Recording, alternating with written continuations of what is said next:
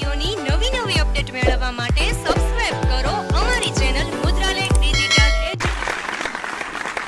મુદ્રાલેખ digital એજ્યુકેશનમાં આપનું હાર્દિક સ્વાગત છે। ધોરણ 12 કોમર્સ વિષય અર્થશાસ્ત્ર। તો આપણે આજે આ વિડીયોમાં પ્રકરણ નંબર 2 વૃદ્ધિ અને વિકાસના નિર્દેશકોના અમુક પ્રશ્નો જોઈશું। પ્રશ્ન, આર્થિક વિકાસના નિર્દેશક તરીકે માનવ વિકાસ આંક વિશે સમજાવો। આર્થિક વિકાસનો અદ્યતન નિર્દેશક માનવ વિકાસ આંક છે। 1990માં યુએનડીપી એટલે કે સંયુક્ત રાષ્ટ્ર વિકાસ કાર્યક્રમ દ્વારા એચઆરડી એટલે કે માનવ વિકાસ અહેવાલ સૌપ્રથમ એચડીઆઈ માનવ વિકાસ આંક રજૂ કર્યો। એચડીઆઈમાં આર્થિકની સાથે બિન આર્થિક માપદંડ પણ રજૂ કરેલ છે। આ આંક તૈયાર કરવામાં સૌથી મહત્વનો ફાળો ભારતના અર્થશાસ્ત્રીઓનો રહેલો છે।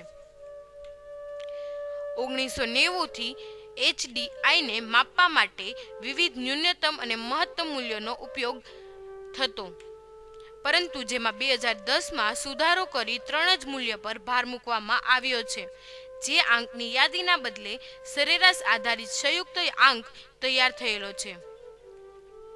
માનવ વિકાસ આંકના ઘટકો જોઈએ તો માનવ વિકાસ આંકના 3 ઘટકો છે, જેનો સમાવેશ નીચે મુજબ થાય છે। અપેક્ષિત આયુષ્ય, જન્મ સમયે વસ્તીનું અપેક્ષિત આયુષ્ય કેટલું છે તેના આધારે મપાય છે।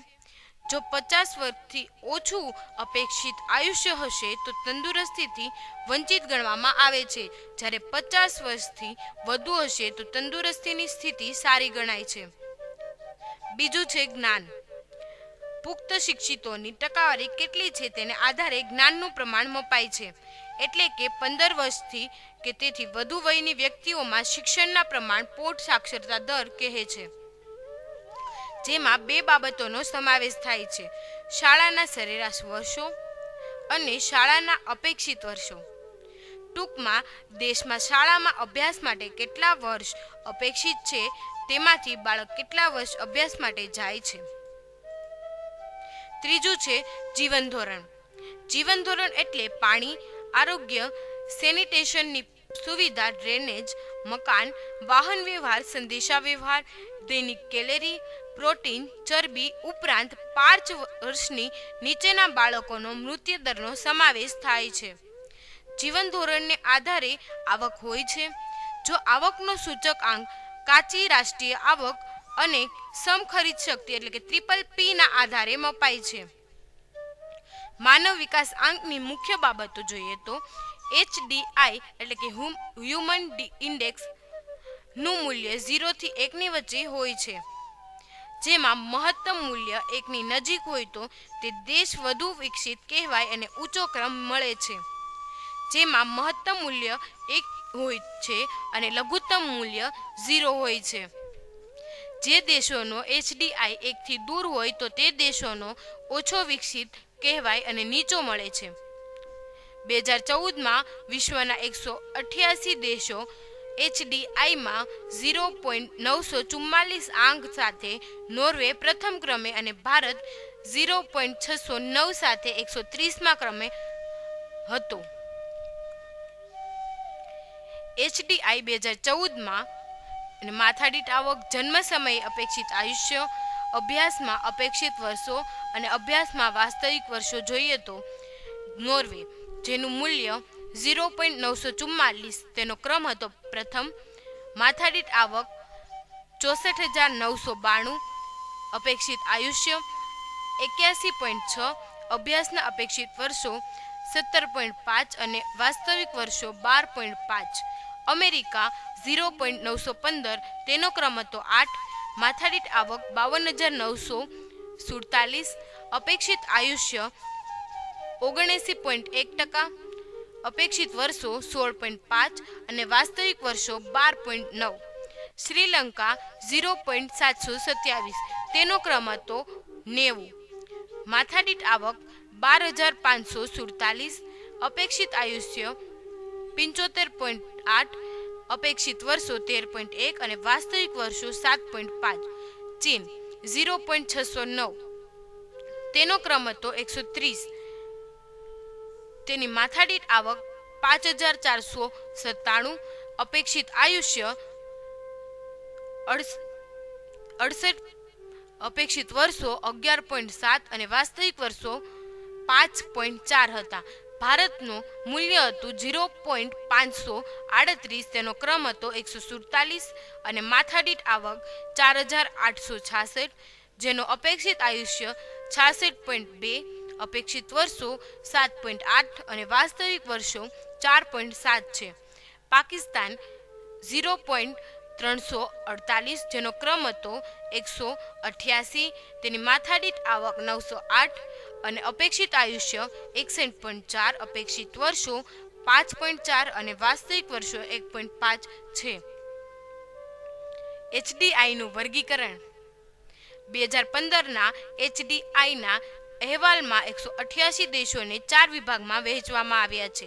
સૌપ્રથમ વધુ માનવ વિકાસ ધરાવતા દેશો, 1 થી 49 દેશોનો સમાવેશ, જેમનું સરેરાશ મૂલ્ય 0.890 થાય છે.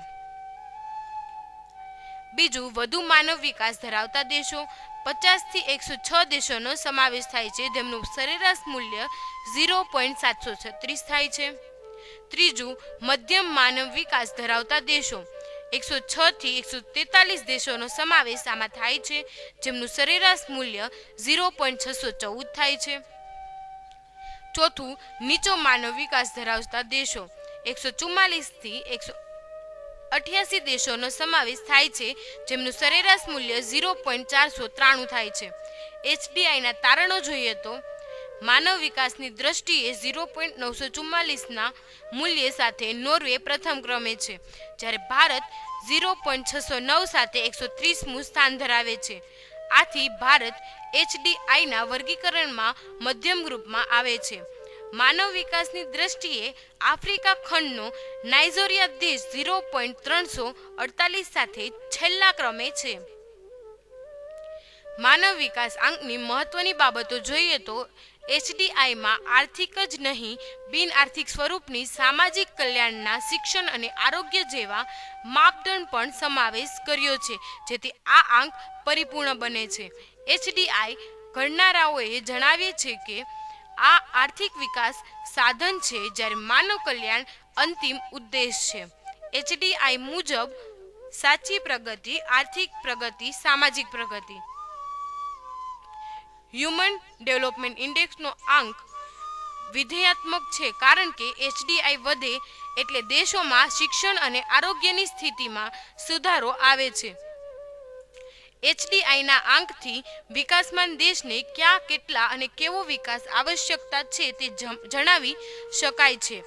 HDIનો આંક દેશ માટે વધારે પ્રગતિશીલ છે. માનવ વિકાસ આંકની મર્યાદાઓ જોઈએ તો HDI 3 નિર્દેશકોનો જ સમાવેશ કર્યો છે. યોગ્ય નથી બીજા સામાજિક ઉદ્દેશોનો પણ સમાવેશ કરવો જોઈએ. HDIમાં ત્રણેય પરિબળોને સરખું મહત્વ અપાયું છે, પરંતુ જુદી જુદી પરિસ્થિતિઓમાં જુદા જુદા હોય છે.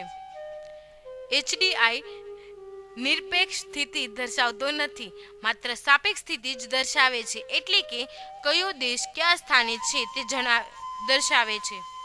તમે જેના માધ્યમથી એજ્યુકેશન મેળવી રહ્યા છો એવી અમારી ચેનલ મુદ્રાલેખ ડિજિટલ એજ્યુકેશનને સબસ્ક્રાઇબ કરો, લાઇક કરો અને વધુને વધુ શેર કરો. આ ઉપરાંત અમારા ડિજિટલ એજ્યુકેશનના માધ્યમોનો પરિચય કરાવું તો પ્લે સ્ટોરમાં 11/12 કોમર્સ ગુરુ નામે એપ્લિકેશન છે. આ ઉપરાંત FB અને ઇન્સ્ટામાં પણ મુદ્રાલેખ ડિજિટલ એજ્યુકેશન નામે પેજ ચાલે છે. Thank you. Come again. Best of